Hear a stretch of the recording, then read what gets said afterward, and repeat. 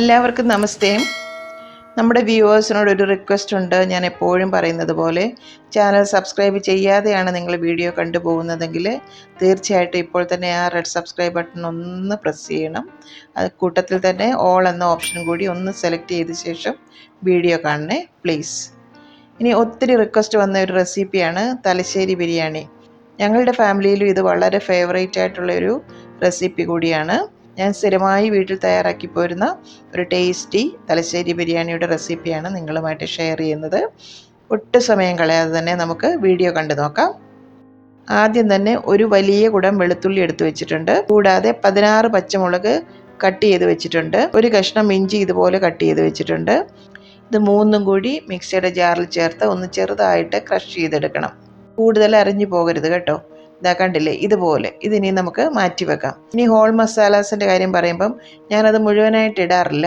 അപ്പം ഞാൻ ഈ കാണിക്കുന്ന ഒരു രീതിയിലാണ് ഞാനിത് ബിരിയാണിയിൽ ചേർക്കുന്നത്. ഒരു പാനിലേക്ക് 1 ടീസ്പൂൺ പെരിഞ്ജീരകം, 8 ഏലക്ക, 1 സ്റ്റാർ അനീസ്, 12 ഗ്രാമ്പു, 2 ഇഞ്ച് നീളത്തിലുള്ള ഒരു കറുവാപ്പട്ട, ചെറിയ ബേ ലീഫ്, 1/2 ടീസ്പൂൺ സാദാ ജീരകം, 1/2 ടീസ്പൂൺ മുഴുവൻ കുരുമുളക്, ഇത്രയും ഒരു പാനിലേക്ക് ചേർത്ത് ഒരു മണം വരുന്നിടം വരെ ഒന്ന് ഡ്രൈ റോസ്റ്റ് ചെയ്തെടുക്കാം.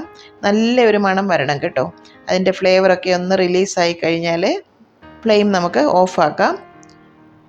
ഫ്ലെയിം ഓഫാക്കിയ ശേഷം 1 ടീസ്പൂൺ കശകശ, ജാതിപത്രി പൊടി ആയതുകൊണ്ട് 1/2 ടീസ്പൂൺ ഈ സമയത്താണ് ഞാൻ ചേർത്ത് കൊടുക്കുന്നത്. അതും കൂടി ചേർക്കാം. ആ ചൂടിലിരുന്ന് എല്ലാം കൂടി ഒന്ന് മൂത്ത് കിട്ടും. ആഹാ, നല്ല ഒരു മണം വരുന്നുണ്ട് കേട്ടോ. ആ മസാലയുടെയൊക്കെ നല്ല ഒരു മണമാണ്. ഇതിനി നമുക്ക് മിക്സിയുടെ ജാറിൽ ചേർത്ത് നന്നായിട്ടൊന്ന് പൊടിച്ചെടുക്കാം. പൊടിച്ചെടുത്ത ശേഷം അതേ പാനിലേക്ക് നമുക്ക് ചേർത്ത് കൊടുക്കാം. ഇതിലോട്ട് 1/2 ഗ്ലാസ് വെള്ളം കൂടി ഞാൻ ചേർക്കുകയാണ്. ഇതിനി നന്നായിട്ടൊന്ന് തിളച്ച് വരട്ടെ.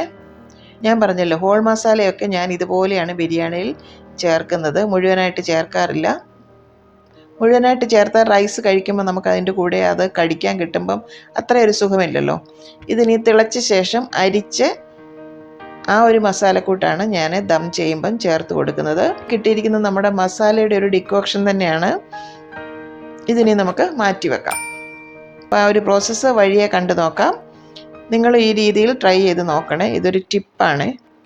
6 സവോള വളരെ തിന്നായിട്ട് ഒരേ കട്ടിയിൽ സ്ലൈസ് ചെയ്തെടുത്തിരിക്കുന്നതാണ്.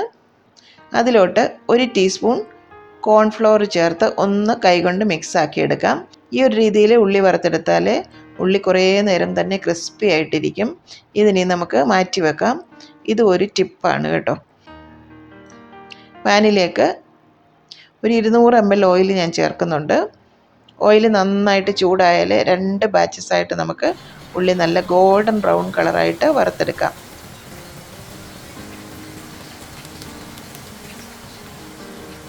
ഇനി കോരി മാറ്റി ഒരു സ്ട്രെയിനറിലേക്ക് തന്നെ മാറ്റി വെക്കാം.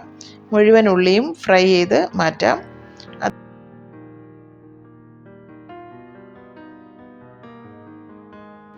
അതേ ഓയിലിലേക്ക് 1/2 കപ്പ് സ്പ്ലിറ്റാക്കിയ അണ്ടിപ്പരിപ്പ് ചെറിയ തീയിൽ ഒന്ന് വറുത്ത് മാറ്റാം. ഇനി 1/2 കപ്പ് കിസ്മിസും കൂടി വറുത്ത് മാറ്റാം. ഒരു പാനിലേക്ക് ഉള്ളി വറുത്ത അതേ എണ്ണയാണ് 4 ടേബിൾ സ്പൂൺ ഞാൻ ചേർത്ത് കൊടുക്കുന്നുണ്ട്. ചിക്കനും മസാലയും ഒന്ന് റെഡിയാക്കി എടുക്കാം. ഇതിപ്പം 1.5 കിലോ ചിക്കനാണ്. ബിരിയാണി കട്ട് ചെയ്തതാണ്. ഏകദേശം ഒരു 20 പീസുണ്ട്. 1 കിലോ അരിക്ക് 1.5 കിലോ ചിക്കൻ എന്ന കണക്കിലാണ് എടുത്തിട്ടുള്ളത്. ചിക്കൻ എണ്ണയിലേക്ക് ചേർത്ത് കൊടുക്കാം.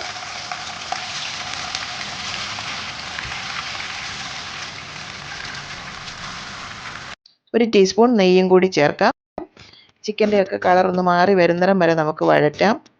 ചിക്കനിലെ വെള്ളമൊക്കെ ഒന്ന് ഇറങ്ങി വരണം. ഇത്രയും മതിയാകും. അതിലോട്ട് ഇഞ്ചി, പച്ചമുളക്, വെളുത്തുള്ളിയുടെ ആ പേസ്റ്റ് നമുക്ക് ചേർത്ത് കൊടുക്കാം. തലശ്ശേരി ബിരിയാണിയുടെ ഒരു സ്പെഷ്യാലിറ്റിയാണ് ഈ ഒരു മസാല. ചുവന്ന മുളക് പൊടിയൊന്നും നമ്മൾ ഈ ഒരു ബിരിയാണിയിൽ ചേർക്കാറില്ല. എല്ലാം കൂടി ഒന്ന് വഴണ്ട് വരണം.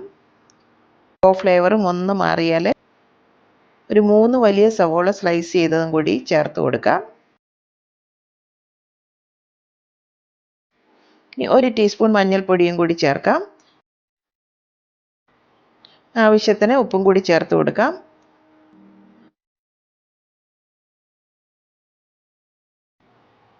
ഇനി നമ്മൾ ആ വറുത്ത് മാറ്റി വെച്ചിരിക്കുന്ന ഉള്ളിയിൽ നിന്നും ഒരു പിടി ഉള്ളി എടുത്ത് ഒന്ന് കൈകൊണ്ട് പൊടിച്ച് നമുക്ക് ഈ ഒരു ചിക്കനിലേക്ക് ചേർത്ത് കൊടുക്കാം.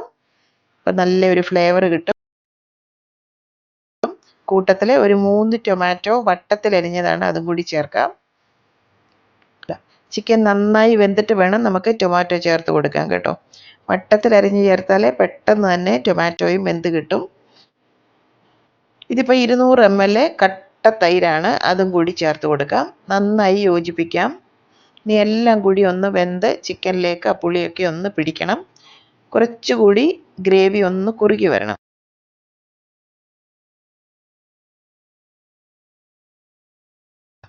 അടച്ചു വെച്ച് ഒന്ന് കുക്ക് ചെയ്യാം. ചിക്കനും ടൊമാറ്റോയും എല്ലാം വെന്ത് നല്ല യോജിപ്പായിട്ടുണ്ട്. 5 മിനിറ്റ് കൂടി ഒന്ന് കുക്കാക്കണം.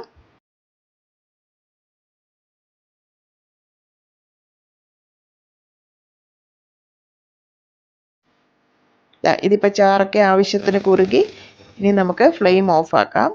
റൈസ് തയ്യാറാക്കാം. ഒരു പാത്രത്തിലേക്ക് 2 ടീസ്പൂൺ നെയ്യ് ചേർത്ത് കൊടുക്കാം. ഉള്ളി വറുത്ത ഓയിലിൽ നിന്ന് 1 ടേബിൾ സ്പൂൺ കൂടി ചേർക്കാം.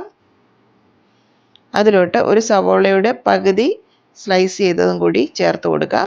ഒന്ന് ചെറിയ രീതിയിൽ വഴറ്റാം. ഗോൾഡൻ ബ്രൗൺ കളറൊന്നും ആകേണ്ട ആവശ്യമില്ല കേട്ടോ. നെയ്ച്ചോറിനൊക്കെ നമ്മൾ ചെയ്യുന്ന പോലെ ഇത്രയും മതി.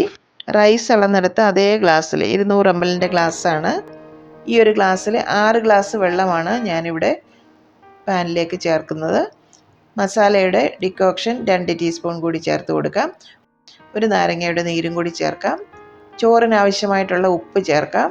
ഉപ്പ് വെള്ളത്തിൽ കുറച്ച് മുമ്പിട്ട് നിൽക്കണം കേട്ടോ, എങ്കിലേ ചോറ് വെന്ത് വരുമ്പം കറക്റ്റായിട്ട് കിട്ടുകയുള്ളൂ. തലശ്ശേരി ബിരിയാണി എന്ന് പറയുമ്പോൾ ഇതുപോലെയുള്ള ചെറിയ ജീരകശാല റൈസാണ് വേണ്ടത്. ഇതുപോലെ ചെറിയ റൈസ് ഉപയോഗിച്ച് ഉണ്ടാക്കുന്നതും തലശ്ശേരി ബിരിയാണിയുടെ ഒരു സവിശേഷതയാണ്. ഇതിനി നന്നായിട്ട് കഴുകി വെള്ളം മാറ്റിയെടുക്കാം. കുതിരാനൊന്നും വെക്കേണ്ട ആവശ്യമില്ല.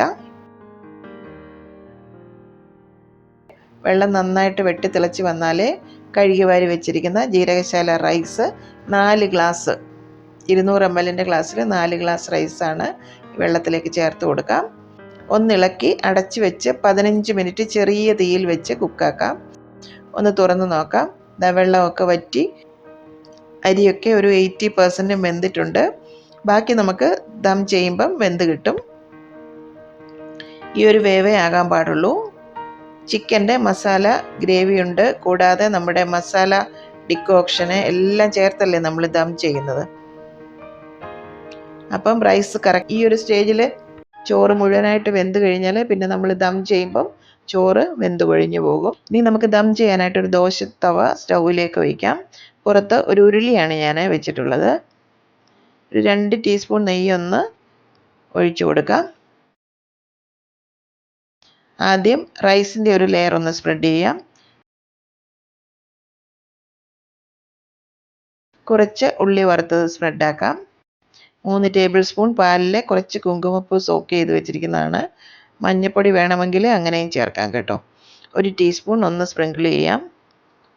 മസാല ഡിക്കോക്ഷൻ 1 ടീസ്പൂൺ ഒന്ന് സ്പ്രെഡ് ചെയ്യാം. ഇങ്ങനെ ചേർക്കുന്നത് കൊണ്ട് തന്നെ മസാലയുടെ ആ ഒരു കുത്തലൊന്നും ഉണ്ടാവില്ല. ഇനി ചിക്കനും മസാലയും കൂടി ഓരോ ലെയർ വെക്കാം. റോസ് വാട്ടർ 1 ടീസ്പൂൺ ഒന്ന് സ്പ്രെഡാക്കാം. ബിരിയാണിക്ക് നല്ലൊരു ഫ്ലേവർ കിട്ടും കേട്ടോ.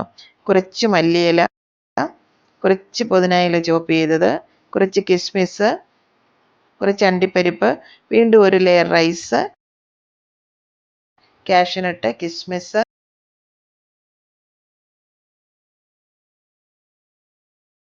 ഇതുപോലെ നമുക്ക് ഒരു ചോറും മസാലയും തീരുന്നിടം വരെ ലെയർ ചെയ്ത് എടുക്കണം.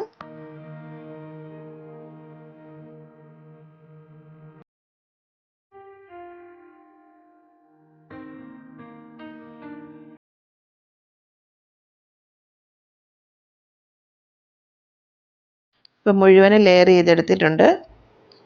ഇനി ഒരു ലോ ഫ്ലെയിമിൽ വെച്ച് ഒരു 15 തൊട്ട് 20 മിനിറ്റ് വരെ നമുക്ക് ദം ചെയ്തെടുക്കാം. ഒരു ഫോയിൽ പേപ്പർ കൊണ്ട് നല്ല ടൈറ്റായിട്ട് കവർ ചെയ്യാം. അതിനുശേഷം അതിൻ്റെ പുറത്തായിട്ട് ഒട്ടും തന്നെ ആവി പുറത്തോട്ട് പോകാതെ ഒരു ടൈറ്റായ ലിഡ് കൊണ്ടൊന്ന് അടച്ചു വെക്കാം. ആവി ഒട്ടും തന്നെ പുറത്തോട്ട് പോകാതെ കവർ ചെയ്യണം കേട്ടോ. 20 മിനിറ്റ് കഴിഞ്ഞ് ദമ്മൊന്ന് തുറക്കാം. ഇപ്പം തന്നെ അടിപൊളി മണമാണ് ഇവിടെ കേട്ടോ. ഇത്രയേ ഉള്ളൂ. നല്ല ചൂട് തലശ്ശേരി ബിരിയാണി റെഡി ആയിട്ടുണ്ട്. ഇപ്പം റൈസൊക്കെ ആവശ്യത്തിന് കുക്കായി, എന്നാൽ വിട്ട് തന്നെ കിടപ്പുണ്ട്, ഒട്ടും കഴിഞ്ഞു പോയിട്ടില്ല. ഇനി ഇത് നമുക്ക് സെർവ് ചെയ്തെടുക്കാം. ബിരിയാണിയൊക്കെ ഒരു പ്ലേറ്റിലേക്ക് സെർവ് ചെയ്തിട്ടുണ്ട്. നല്ല ചൂടോടെ നിങ്ങൾക്കും ഈ ഒരു ബിരിയാണി കഴിക്കാം.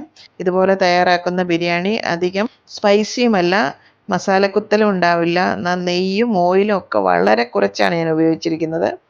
എല്ലാം കൂടി ഞാനൊരു 4 ടേബിൾ സ്പൂൺ നെയ്യാണ് എടുത്തിരുന്നത്. അത് തന്നെ മുഴുവൻ ഉപയോഗിച്ചിട്ടില്ല.